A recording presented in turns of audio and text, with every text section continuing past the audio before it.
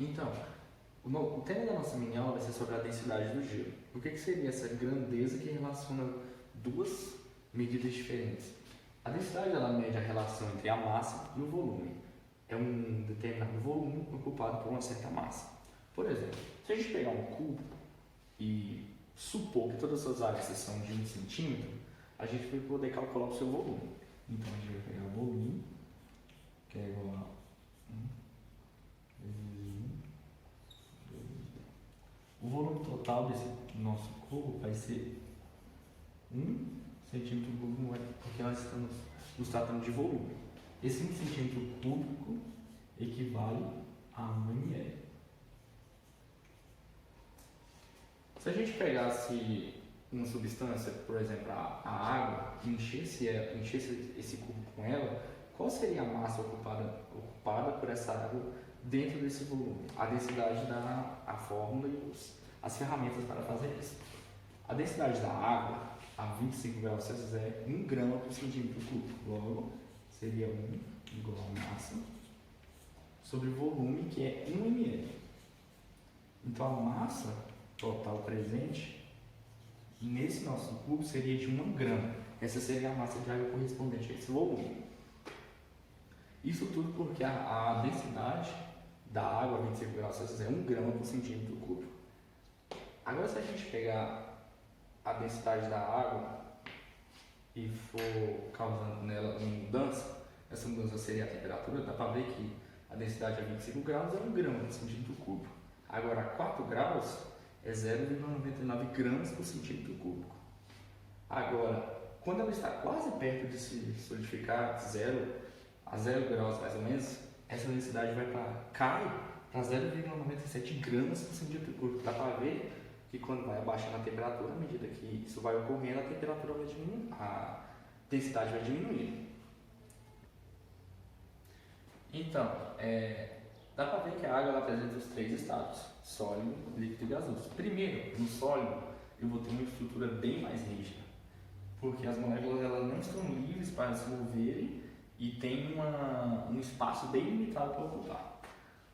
Aqui é uma molécula, um retículo cristalino formado por moléculas de água unidas por ligações covalentes de compartilhamento de átomos, interagindo com outras moléculas de água por ligações de hidrogênio, que são as forças intermoleculares.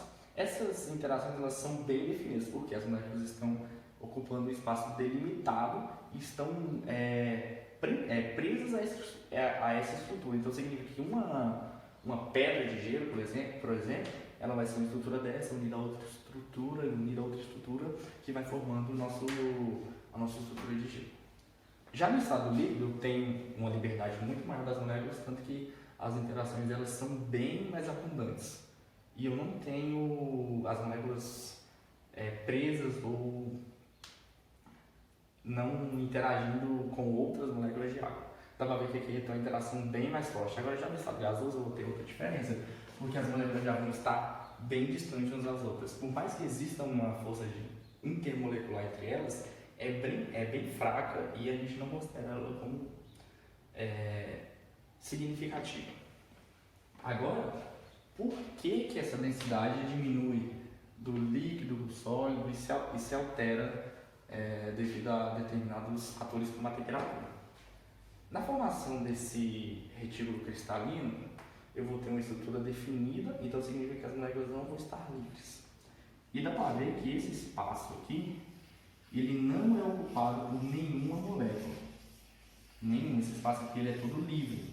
Então significa que dentro de toda a estrutura do gelo, por exemplo, eu vou ter esse espaço vazio que não é ocupado por moléculas. Então significa que eu vou ocupar um espaço maior com uma quantidade determinada de moléculas que vai ser diferente se eu tivesse todas elas no estado líquido. Significa que eu ia conseguir comportar em um espaço menor mais moléculas de água no estado líquido do que moléculas de água no estado sólido. Por exemplo, quando você coloca água para congelar no seu congelador, você vai ver que quando ela congela, o gelo chega a sulpitar para fora da garrafa. Por quê? A molécula passa de uma estrutura desorganizada para uma estrutura bem organizada, que formam esses retículos aqui, que deixam, logicamente, o espaço bem vazio e a estrutura bem mais arranjada. Esse é o fator principal, porque o gelo ele consegue flutuar sobre a água e ter um valor de densidade bem menor, porque são moléculas mais organizadas que ocupam um maior espaço, só que elas não ocupam muitas moléculas não ocupam o mesmo espaço. Todas elas têm um espaço bem delimitado.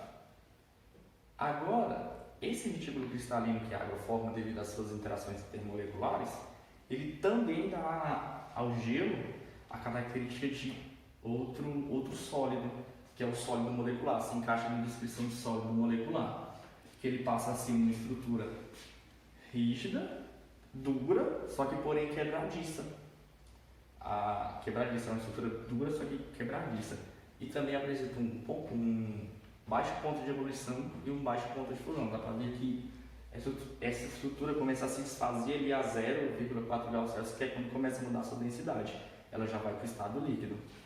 E ela também não produz corrente elétrica, é outra característica dos sólidos moleculares.